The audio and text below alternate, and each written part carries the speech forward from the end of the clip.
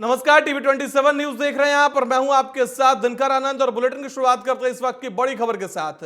पटना से इस वक्त की बड़ी खबर निकलकर सामने आ रही है, जहां सिविल कोर्ट में ट्रांसफॉर्मर ब्लास्ट हुआ है। आपको बता दें कि ब्लास्ट में एक व्यक्ति की मौत हो गई है। वहीं आपको जानकारी दे दें कि बिहार की राजधानी पटना में सिविल कोर्ट में बड़ा हादसा हो गया है। यहां तेज आवाज के साथ बिजली ट्रांसफॉर्मर फट गया, जिसकी चपेट में आने से एक व्यक्ति की मौत हो गई। वहीं कई वकील घायल बताए जा रहे हैं। तो इस वक्त की बड़ी जानकारी आपके साथ साझा कर रहे हैं टीवी 27 न्यूज पर, जहां पटना में सिविल कोर्ट में बड़ा हादसा हुआ है। आपको बता दें, तेज आवाज के साथ बिजली ट्रांसफॉर्मर फट गया और इस हादसे में एक व्यक्ति की मौत हो गई, वहीं कई वकील घायल हो गए। आपको बता दें, घटना के बाद कोर्ट परिसर में अफरा तफरी का माहौल हो गया है। वहीं सूचना मिलते ही पुलिस की टीम मौके पर पहुंची है। वहीं सभी घायल लोग को पीएमसीएच में भर्ती कराया गया है। और ये एक्सक्लूसिव तस्वीरें अभी आप अपने टीवी स्क्रीन पर देख पा रहे हैं, जहां घायल वकीलों को गाड़ी के जरिए पीएमसीएच भेजा गया। तो सिविल कोर्ट की यह तस्वीरें हैं पटना की, जहां ट्रांसफॉर्मर ब्लास्ट में एक व्यक्ति की मौत हो गई, वहीं 3 वकील घायल हो गए। आपको बता दें कि जिस समय यह घटना हुआ उसके बाद कोर्ट परिसर में अफरा तफरी का माहौल हो गया। और उस वक्त की तस्वीरें अभी आप अपने टीवी स्क्रीन पर देख पा रहे हैं। आपको बता दें कि पटना के सिविल कोर्ट में उस समय यह हादसा हुआ जब बिजली ट्रांसफॉर्मर फट गई और वकील और अन्य तमाम लोग घायल हो गए। वहीं पीएम मोदी आज कैबिनेट की बैठक करने वाले हैं। आपको बता दें कि लोकसभा चुनाव के पहले यह प्रधानमंत्री नरेंद्र मोदी का आखिरी बैठक होगा। पीएम मोदी के आवास पर यह बैठक होनी और बैठक को लेकर दावा किया जा रहा है कि लोकसभा चुनाव 2024 की घोषणा से पहले पीएम मोदी की आखिरी बैठक है। लिहाजा इस बैठक में कई बड़े फैसले ले सकते हैं पीएम। बैठक में पीएम अपने कैबिनेट सहयोगियों का आभार व्यक्त कर सकते हैं। साथ ही आपको जानकारी दे दें कि लोकसभा चुनाव से पहले मोदी कैबिनेट की आखिरी बैठक हो सकती है। तो बड़ी जानकारी, आज प्रधानमंत्री नरेंद्र मोदी अपने आवास पर कैबिनेट की बैठक करेंगे। आपको बता दें कि यह लोकसभा चुनाव के ऐलान से पहले आखिरी कैबिनेट बैठक होगी। अलग अलग वर्गों के लिए बड़ा ऐलान आज प्रधानमंत्री नरेंद्र मोदी की तरफ से किया जा सकता है। आपको बता दें कि प्रधानमंत्री नरेंद्र मोदी के दूसरे कार्यकाल का अंतिम बैठक होगा। तो बड़ी जानकारी आपके साथ साझा कर रहे हैं, जहां पीएम आवास पर आज बैठक होनी है। आपको बता दें कि यह आखिरी कैबिनेट बैठक होगी। प्रधानमंत्री नरेंद्र मोदी के दूसरे कार्यकाल की आखिरी कैबिनेट बैठक होगी। आपको बता दें कि आज के कैबिनेट बैठक में प्रधानमंत्री कई अहम फैसले ले सकते हैं। आपको बता दें कि अलग अलग वर्गों के लिए इसमें बड़े ऐलान किए जाने की गुंजाइश है। और साथ ही आपको जानकारी यह भी दे दें कि चुनाव से पहले आज पीएम मोदी की कैबिनेट की आखिरी बैठक है और बैठक को लेकर यह उम्मीद जताई जा रही है कि इसमें बड़े ऐलान संभव है।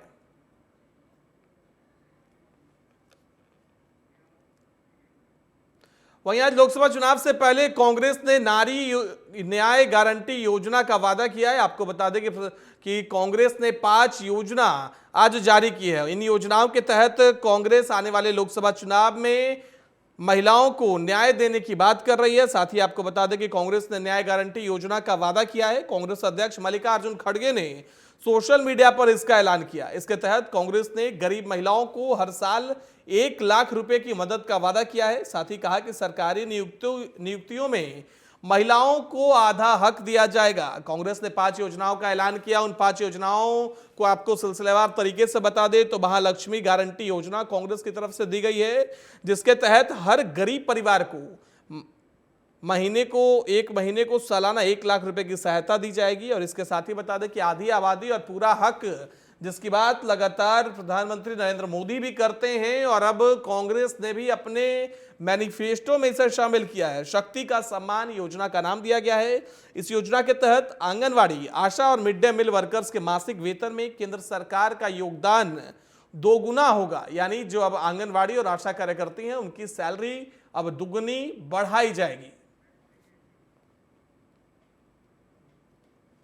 के लिए वो हमने एक भागीदारी न्याय गारंटी अनाउंस की। दूसरी जो है, दूसरी गारंटी किसानों के लिए एमएसपी का हमने अनाउंस किया। और ये फसलों की एमएसपी गारंटी खरीदने का कानून हम बना रहे हैं, इसको लीगलाइज कर रहे हैं। ये एक हमारी गारंटी है। और तीसरी गारंटी युवा न्याय गारंटी, जो युवाओं के लिए हम खास करके जो एम्प्लॉयमेंट में हैं कि सबको न्याय मिलने के लिए। वहीं इस खबर पर ज्यादा जानकारी के लिए हमारे सहयोगी आलोक राजा हमारे साथ न्यूज रूम से लाइव जुड़ गए हैं।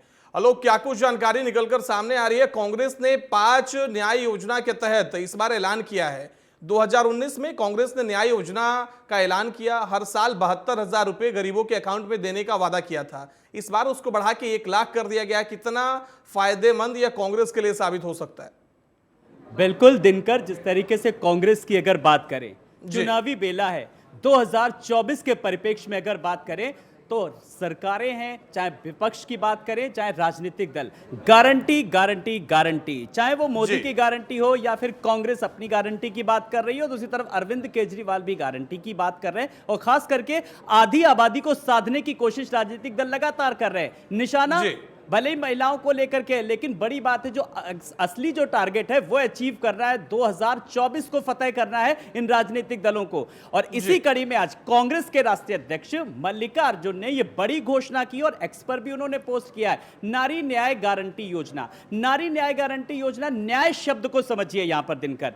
जब भारत जोड़ो यात्रा का आगाज हुआ था तो राहुल गांधी ने कहा था कि मुझे न्याय दिलाना है, और इसीलिए नारी शक्ति जो न्याय योजना है और इसके पीछे जो लक्ष्य है, चाहे वो महालक्ष्मी गारंटी योजना की बात करें, आधी आबादी पूरा हक की बात करें, और सावित्रीबाई फुले योजना को लेकर के बात करें, बाल विकास पुष्टाहार को लेकर के बात करें, आंगनवाड़ी कार्यकर्ताओं को लेकर के बात करें, तो इन सब को कहीं ना कहीं इन 5 पॉइंट्स के जरिए कांग्रेस ने साधने की कोशिश की है। मिशन 2024 को फतेह करने की एक नायाब कोशिश। दिनकर, बिल्कुल आलोक, लेकिन ऐसे में सवाल यह है कि एक तरफ जहां महिलाओं को साधने की कोशिश कांग्रेस की तरफ से की जा रही है, अगर हम 2022 विधानसभा चुनाव उत्तर प्रदेश का जिक्र कर ले तो प्रियंका गांधी ने भी लड़की हूं लड़ सकती हूं कहा था, महिलाओं को साधने की कोशिश की और नतीजा सबके सामने था।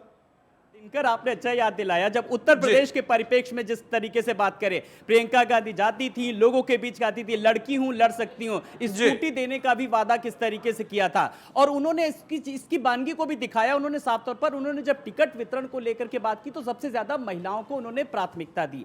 लेकिन अभी के जो हालात हैं, अभी की जो परिस्थितियां हैं, और एमपी में भी ये प्रयोग किया था कांग्रेस ने, जिस तरीके से कमलनाथ ने कई तमाम सारी घोषणाएं की महिलाओं को लेकर के, चाहे वो ओल्ड पेंशन स्कीम को लेकर के बात करें, उन्होंने महिलाओं को पेंशन देने की जिस तरीके से बात की, और 1,000 रुपए को लेकर के बात की, सिलेंडर को लेकर के बात की, तमाम सारी घोषणाएं की। लेकिन अब जनता को क्या चाहिए, सबसे बड़ी बात है, और वो इस वक्त ट्रेंड भी खूब कर रहा है, मोदी की गारंटी सर चढ़ करके बोल रही है। दिनकर जी बिल्कुल, बहुत बहुत धन्यवाद आलोक आपका हमारे साथ जुड़ने के लिए और ज्यादा जानकारी देने के लिए। बढ़ते अगली खबर की ओर। लोकसभा चुनाव को लेकर एआईएमआईएम विधायक अख्तरुल ईमान का बयान सामने आया है।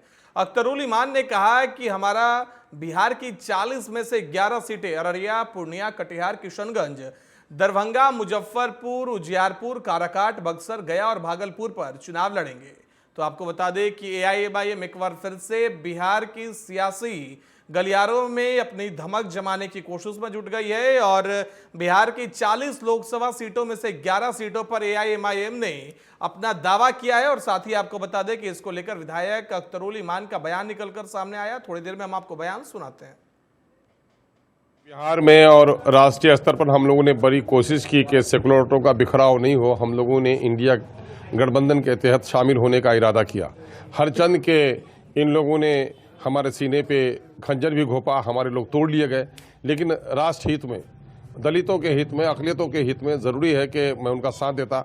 हम लोगों ने बड़ी कोशिश की, लेकिन अब भी ढाक के 3 पात हैं। ये सारी पार्टियां ये चाहती हैं कि दलितों और अक़लियतों का वोट लें, लेकिन इनको कहीं भी प्रतिनिधित्व में हिस्सेदारी न दें। तो ये बड़ी दुख की बात है। भाई, बिहार में और राष्ट्रीय स्तर पर हम लोगों ने। वहीं उधर उत्तर प्रदेश में कांग्रेस के पूर्व नेता अजय कपूर ने बीजेपी ज्वाइन कर ली। अजय कपूर पहले 3 बार के विधायक रह चुके हैं और कांग्रेस के राष्ट्रीय सचिव के तौर पर भी उन्होंने काम किया है। इन्हीं तमाम मुद्दे को लेकर अजय कपूर से हमारे संवाददाता पंकज वानखड़े ने खास बातचीत की है, सुनिए। इस वक्त हमारे साथ बात करने के लिए अजय कपूर जी हैं। सर, क्या वजह रही है जो कांग्रेस से आप भारतीय जनता पार्टी पहुंचे और आपने कहा कि प्रधानमंत्री मोदी की गारंटी की बात चल रही है, उस दौरान आपने भारतीय जनता पार्टी ज्वाइन की, क्या कारण रही है? आज जो देश में हर व्यक्ति चाहता है कि इस देश की तरक्की हो, इस देश में यहाँ का नागरिक गर्व से कह सके कि वो हिंदुस्तान का, भारत का नागरिक है, तो आज इस देश में हमारे नेता आदरणीय मोदी जी ने सबको गर्व महसूस कराया है कि 140 करोड़ लोग उनके परिवार के सदस्य हैं। कांग्रेस से जब भी कोई नेता छोड़कर भारतीय जनता पार्टी है तो कहता है कि कांग्रेस केंद्रीय नेतृत्व उसकी सुनवाई नहीं करता, चाहे राहुल गांधी नहीं सुनते, चाहे मल्लिकार्जुन खड़गे नहीं मैं सुनते। नेतृत्व के बारे में कोई टिप्पणी नहीं कर सकता। जहाँ मैं काम करता हूँ, जिनके साथ मैंने काम किया, हमारे नेता हैं, उनके प्रति भी मैं आदर सम्मान के साथ रहना। एक आखिरी सवाल, कहा जा रहा है कि जो आगे की भूमिका आपकी, कानपुर से चुनाव लड़ सकते हैं भारतीय जनता पार्टी के टिकट से। मैं काम करने के लिए आया हूँ, जो पार्टी निर्देश करेगी, मैं चुनाव लड़ने के लिए नहीं आया। धन्यवाद बात करने के लिए। कैमरामैन जीतू के साथ पंकज वानखेड़े, T27 नई दिल्ली। लोकसभा चुनाव से पहले सभी राजनीतिक दल अपनी अपनी तैयारी में जुट गए हैं। इसी तैयारी को लेकर भारतीय जनता पार्टी के प्रदेश महामंत्री लोकेन पराशर से TV27 न्यूज के संवाददाता ने खास बातचीत की है, सुनिए। लोकसभा चुनाव का बिगुल बज चुका है और दोनों ही भाजपा कांग्रेस समेत तमाम सारे जो दल हैं, राजनीतिक पार्टियां हैं, वो अपनी अपनी प्रत्याशियों की तैयारी कर रही है। कुछ ने प्रत्याशी उतार दिए हैं, कुछ प्रत्याशी की तैयारी चल रही है।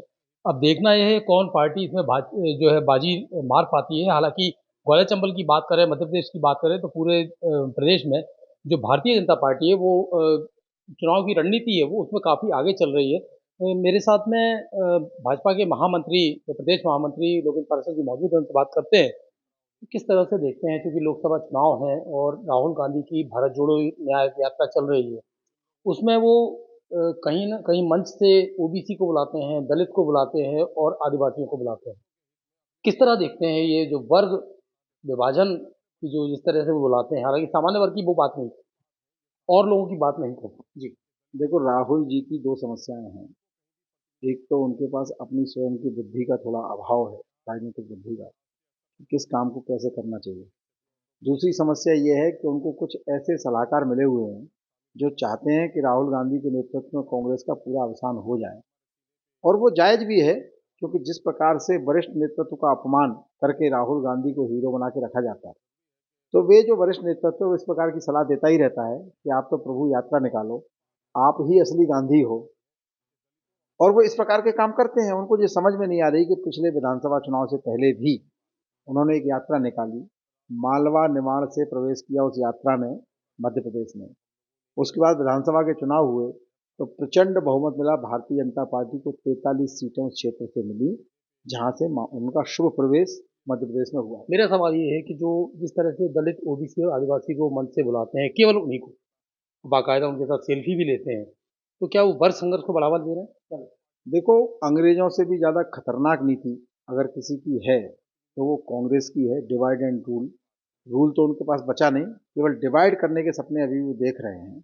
लगातार देश में कैसे विभाजन, जाति के नाम पर, धर्म के नाम पर। अब कोई उनसे पूछे कि भाई, इतने रहनुमा हो, इतने आप जो है उनके समर्थक हो, इतने आप दयावान हैं, तो 60-65 साल तक एससी गरीब क्यों रहा, एसटी गरीब क्यों रहा, अल्पसंख्यक वर्ग की हालत क्यों खराब रही? कौन इसके लिए जिम्मेदार है? क्या इससे पहले प्रधानमंत्री आवास योजना नहीं आ सकती?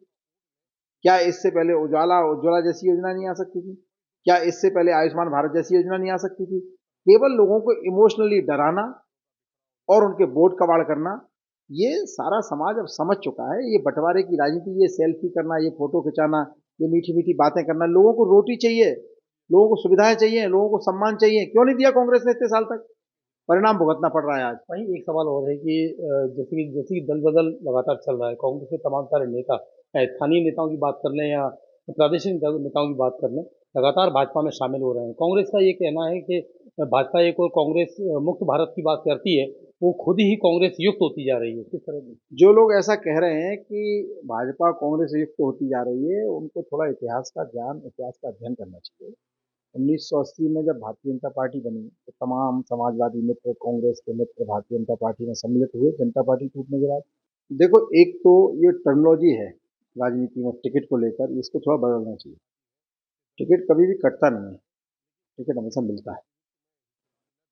योग्य कार्यकर्ता कौन, तमाम सर्वे होते हैं, तमाम अंदर की जानकारियां आती हैं, उसके आधार पर पार्टी फैसला लेती है। कौन हारा हुआ कौन जीता ये पैमाना नहीं होता। और ये चुनाव जो है ना, ये देश का चुनाव है, और देश का चुनाव है, और विश्व के सबसे लोकप्रिय नेता नरेंद्र मोदी जी की गारंटी का चुनाव है।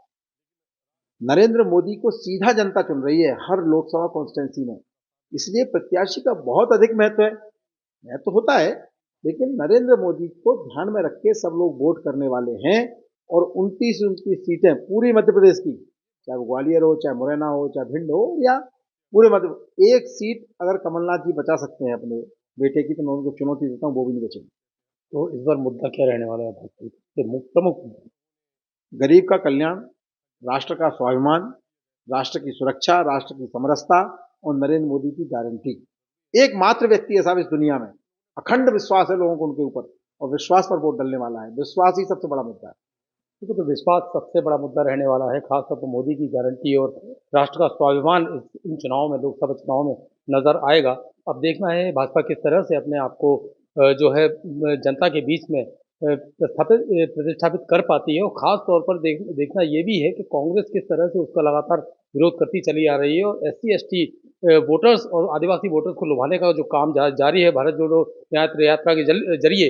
हालांकि वो राजनीतिक यात्रा नहीं बताते हैं इसको, राहुल गांधी इसको, लेकिन बावजूद इसके भाजपा किस तरह से उन पर जो है उन पर काबू पाती है और इस चुनाव को 400 पार तक ले जाती है, जैसा कि भाजपा का कहना है। लगातार जो नारा नरेंद्र मोदी दे रहे हैं। Sanjay Sharma, TV 27 news, Gwalior.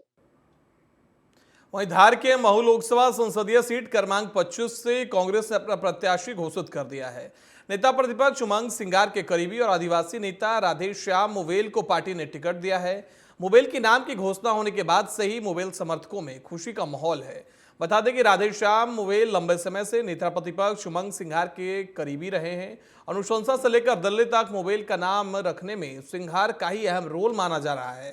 पहली बार मुवेल सीधे किसी चुनावी मैदान में प्रत्याशी के रूप में रहेंगे। कांग्रेस पार्टी ने लोकसभा उम्मीदवारों की सूची जारी की है, जिसमें धारमऊ लोकसभा क्षेत्र से नेता प्रतिपक्ष उमंग सिंगार के करीबी माने जाने वाले राधेश्याम मुवेल जो आदिवासी नेता हैं, इनको धारमऊ जो लोकसभा क्षेत्र है यहाँ से उम्मीदवार बनाया। राधेश्याम जी, बहुत बहुत बधाई। Thank you. आपको उम्मीदवार बनाया है, क्या मुद्दे लेकर के आप जनता के बीच जाएंगे? मुद्दे कहीं हैं, क्योंकि विगत 20 साल से मध्य प्रदेश में कांग्रेस की सरकार रही नहीं। मेन मुद्दा तो यह है कि मध्य प्रदेश में या हिंदुस्तान में बेरोजगारी का स्तर जो दिन पर दिन बढ़ता गया है। आज भयंकर बेरोजगारी है। दूसरा मसला ये है कि हमारी जो क्षेत्र है धार जिले का, जिसमें रोजगार गारंटी बंद होने की वजह से गुजरात के लिए पलायन बहुत ज्यादा हो रहा है। शुरू को रोकना, कृषि क्षेत्र में ये क्षेत्र जो है नर्मदा पट्टी बहुत उन्नत कृषि होती है। यहाँ अगर एग्रीकल्चर यूनिवर्सिटी की स्थापना हो जाए तो इस क्षेत्र की एक बहुत बड़ी सौगात रहेगी। साथ ही पीतमपुर इंडस्ट्री जो तो है, कहीं अर्जुन सिंह जी के जमाने में इंडस्ट्री आई, लेकिन बिजली और पानी की समस्या के होते हुए कहीं इंडस्ट्रियां बंद हो गई है। मेरी प्राथमिकता रहेगी कि इंडस्ट्री लगे और अच्छे लेवल पे काम हो। दूर उसके बाद में मेडिकल कॉलेज धार जिले में, धार लोकसभा क्षेत्र में कहीं भी नहीं है। मजबूरी में व्यक्ति गुजरात अस्पताल जाएगा, फिर इंदौर जाएगा, एक हमारी प्राथमिकता वो भी रहेगी। साथ ही रेल के मामले में धार जिला हमेशा वंचित रहा, उसके लिए प्रयास किया जाएगा। भाजपा के पास एक राम मंदिर बड़ा मुद्दा है, किस तरीके से जनता को आप इसको सुझा पाएंगे? राम भगवान सबके दिल में बसने वाले ईश्वर है, उसको राजनीति से मेरे हिसाब से दूर रखना चाहिए। ये मुद्दा राजनीतिक में कितना भी बीजेपी प्रयास कर ले, लेकिन राम सबके हैं। क्या लगता है क्या होने वाला है? निश्चित तौर पर कांग्रेस सरकार बनेगी।